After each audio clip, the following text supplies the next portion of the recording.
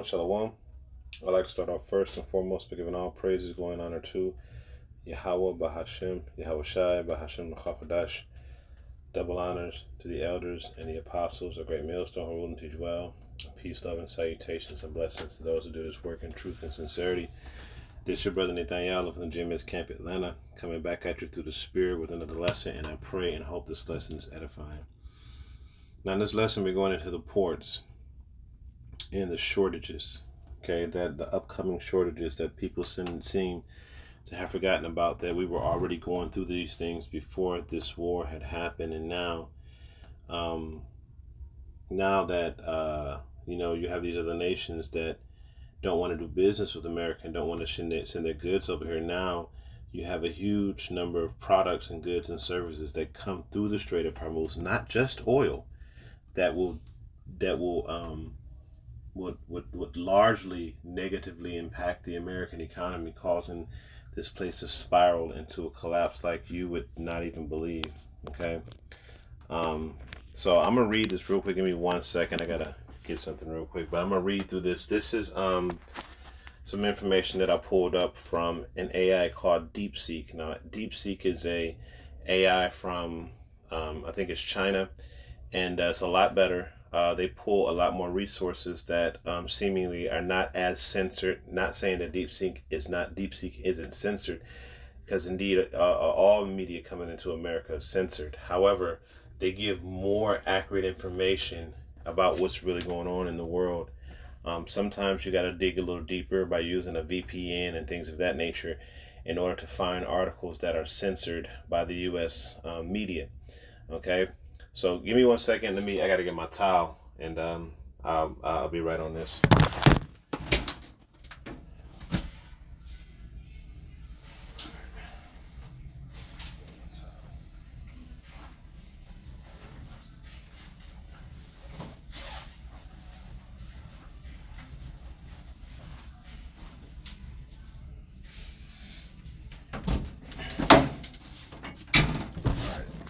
Salakia.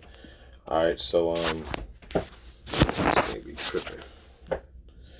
All right, so first and foremost, let me start off with a quick scripture, and of course, we're gonna go to Second Ezra, because this is where we are right now. As a matter of fact, let's go to Revelation 6 first. Let's go to Revelation 6, and let's read that, because all of these things that we're about to go into, they affect the everyday usage of everyday goods. Okay, so we go to Revelation 6, and all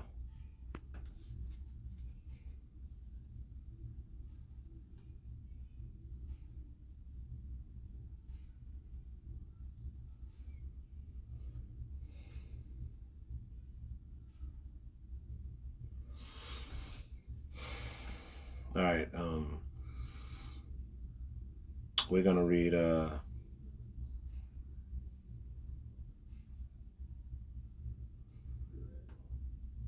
Revelation 6 and 5, and we're gonna read down, and it says, and when he had opened the third seal, I heard the third beast say, "Come and see." And I beheld, and lo, a black horse that sat thereon, and he had a pair of balances in his hand.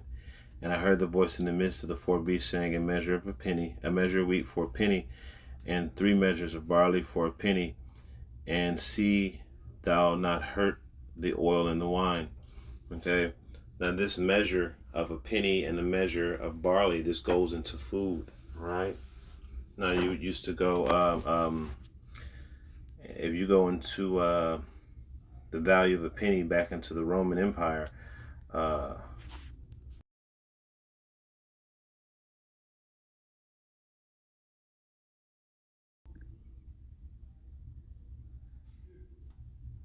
okay, so this is the overview. It says, in the early Roman Empire, a common day's wage for an unskilled laborer or soldier was typically 1 denarius. Okay, and 1 denarius is what is likened onto that penny that we see in Revelation that we just read, equal to 4 sesterces sesterces, or 16 asses, the wage generally provided for basic sustenance, enough food for a modest living, but not much more. Stabilized workers could earn, specialized workers could earn more, while some in the countryside earn less. Okay, so I just brought that out to show you that when it says a penny for a measure of a measure of wheat for a penny, that was what they made for a whole day's wage.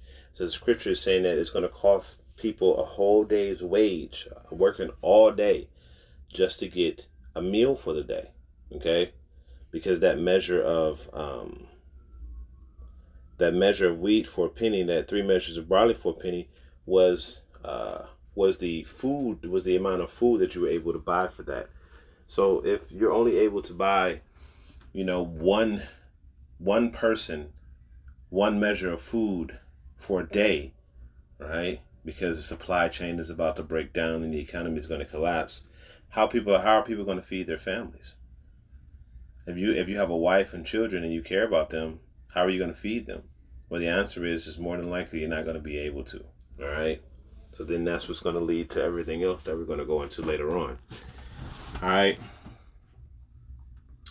So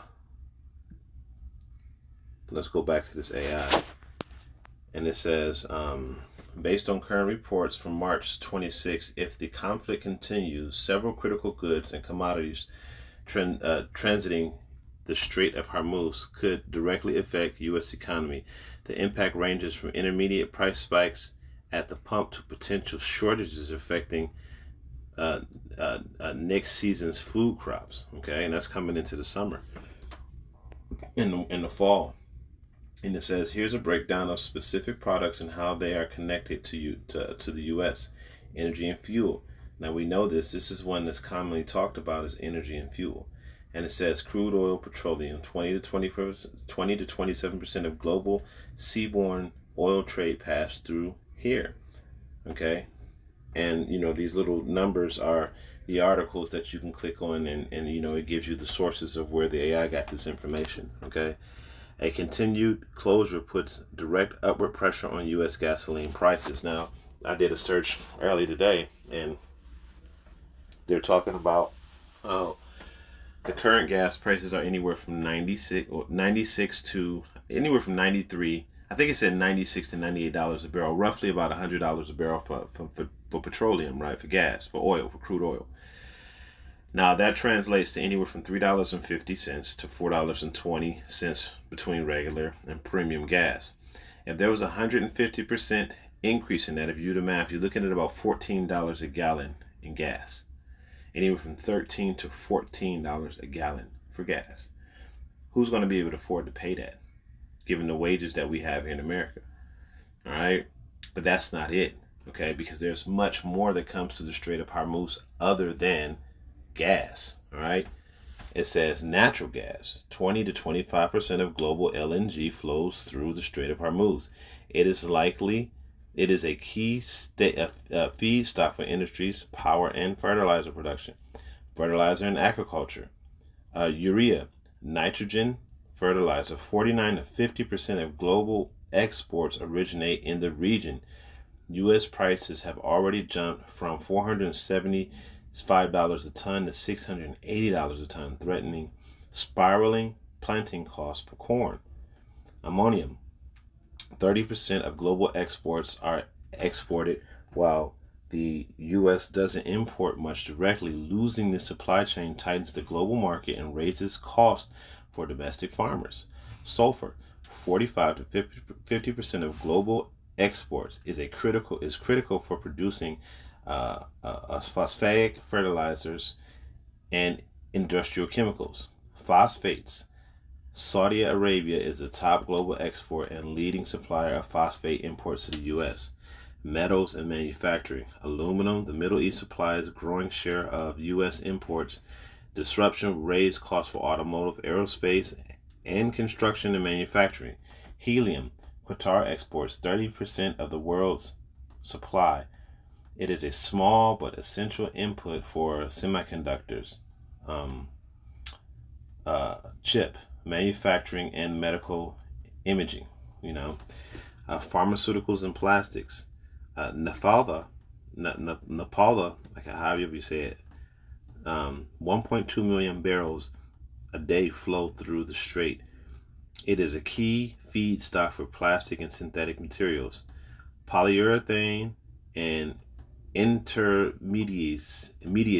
85 of Middle East polyurethane exports go this route. Shortages raise prices for packaging, automotive components, and consumer goods. So your grocery, plastics, your car accessories, things of that nature. All these things are about to go through the roof.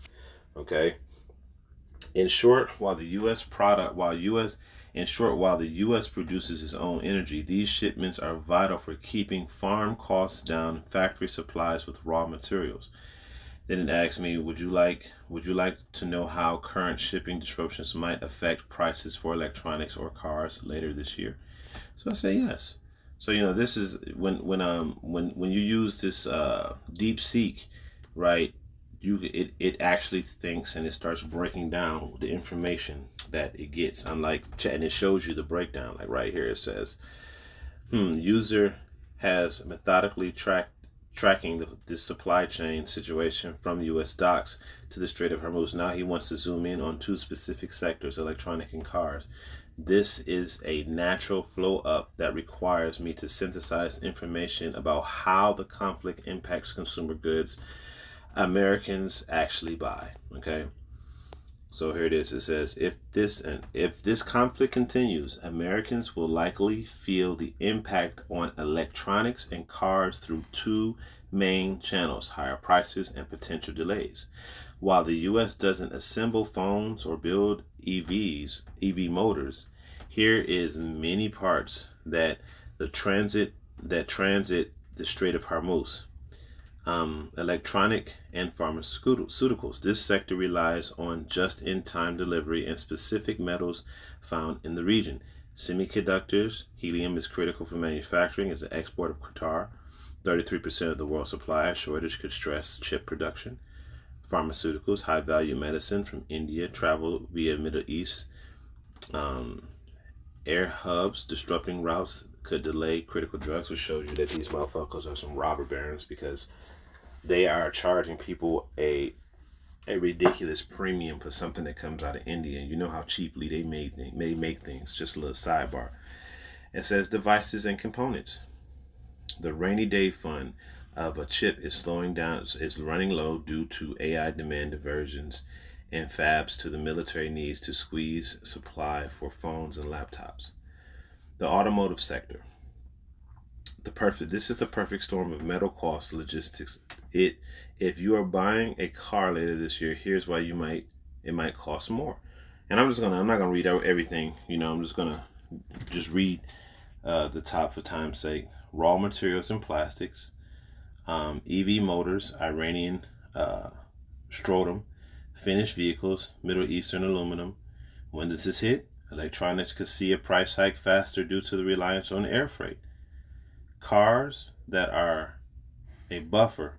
Analysts estimate that it would take 3 to 6 months for raw materials to spike due to spikes to translate to the dealer.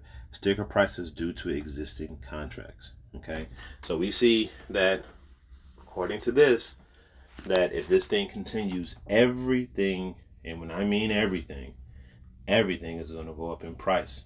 Now, if you couple that with inflation, and let's just type that in.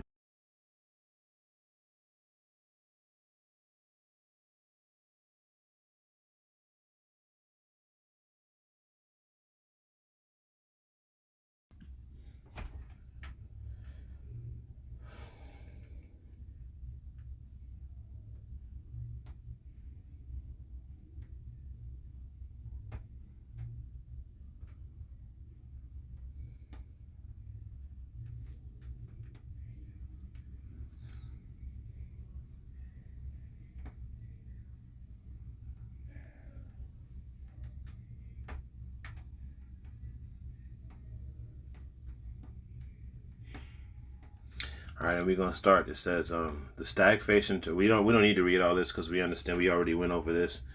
It says the stagflation trap for the Fed. This is the most critical economic dilemma. Before the conflict, inflation was cooling. Now the Fed faces a stagflation trap. If they raise rates to fight the new inflation, they risk crashing the economy, already burdened with high energy costs, slowing growth. If they cut rates to stimulate growth, they risk letting inflation spiral out of control. So it's a damned if you do, damned if you don't type of situation. Okay. It says the market expectation for rate cuts have been shelved. The Strait of Hormuz remained closed for months, causing inflation to sharply this little Mandarin word, inflation sharply I would say that says Slovakia because it's in Chinese. Oop, stop. I don't want to do that. All right, let's go back. It says causing rates to where were we? Okay, here he is. All right. And it says the Strait of Hormuz remained closed for months, causing inflation inflation to I don't know what it says there to increase sharply. Economists warn that the Fed may have to hike rates again. The consumer squeeze, reduced purchasing power for everyday Americans. The combination would translate to a direct hit to the wallet.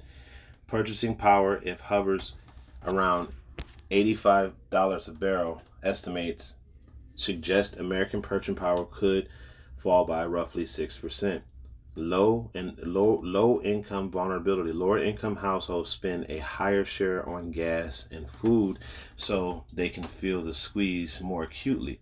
And that's basically everyday American because they've already destroyed the middle class. Credit cards and auto loan delinquency are already rising. In the short term, the shortages supercharge existing inflation, raising fuel, food, and material costs. This forces the Federal Reserve into a difficult position, risking both slower growth, and persisting inflation. Based on the reports, are you more concerned about the impact on groceries, food, blah, blah, blah? But we don't have to get into this because we got the point, okay? We now understand that that this situation is going to greatly impact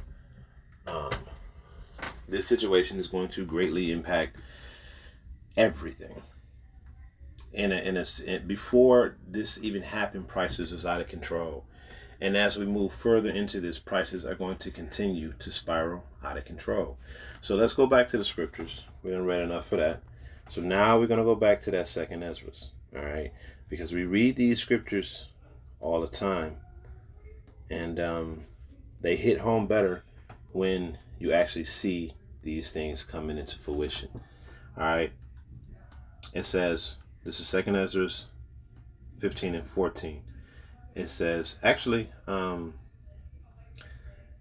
it says, let's start at 12. It says, Egypt shall mourn, and the foundation of it shall be smitten with the plague and punishment that Yahweh shall bring upon it. And a plague is basically just a hard time, an evil that's sent upon you. A plague can be anything. It could be, a plague of famine, a plague of disease, okay? But America is about to get hit with all these all at once, all right? It says,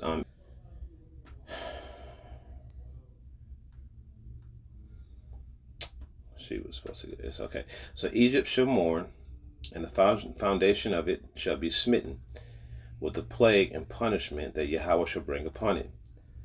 Let me see if I can put this thing on Do Not Disturb, because I don't have a Do Not Disturb. Let me see.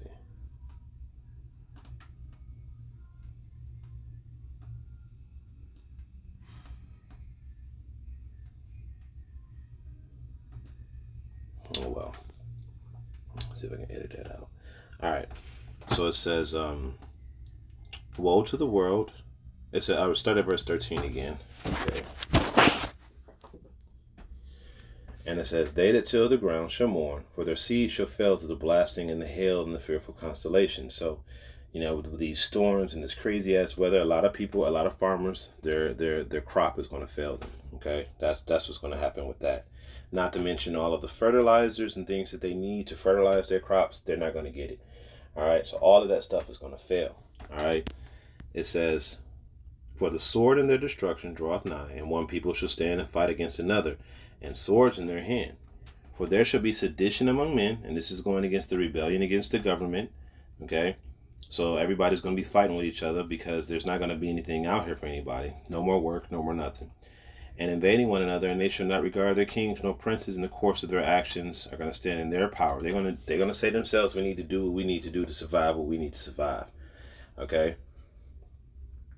And it says, and a man should desire to go into a city and should not be able. You're going to have barricades and checkpoints throughout America, even in the local towns, even in the local municipalities, to stop certain people from going into their area. People are going to start clicking together, to hold on to resources. Okay. So if you're not from that place, or you don't have, an economy with those people, you're not going to be able to get into those places. It says, for because of their pride, the cities shall be troubled, and their houses shall be destroyed, and men shall be afraid. And if you look at what's happening with Nero 47 and his cabinet, they're a bunch of spineless cowards that don't want to stand up to a retarded ass madman that's destroying everything. Okay. So because of that pride, and because they don't want to stand up, because they don't want to let go of the shit that they want to let go, which ultimately is the Lord hardening their hearts, they're going to get this punishment right here. Okay. Verse 19, it says, and man shall have no pity upon his neighbor, and destroy their houses with the sword, and spoil their goods because of lack of bread, and for great tribulation. And everything that I just read in those breakdowns from the AI is exactly what's about to happen. It's not about to happen, it's actually happening. It just hasn't reached its peak yet. We're at the beginning stages of it. So there's going to be great tribulation. There's not going to be any food. There's not going to be any water. The water is going to be shut off. Everything that once made America what it is going to be shut down completely. And people who've been on social media, who haven't been giving reverence to the Lord, who've been doing their own thing, are going to feel it really, really hard. And only those people that are going to have an absolute chance are the ones that the Lord decides to protect. And that's it. That's all. So now is the time for you all who hear this message to repent and pray to Yahweh Shem Yahushua for forgiveness and turn away from your ways, because these things are about to happen with great veracity, great fierceness. All right. So with that, I pray that you edify, giving all praises going on to Yahweh Shem Yahushua, Shem Rakakadash, and Shalom.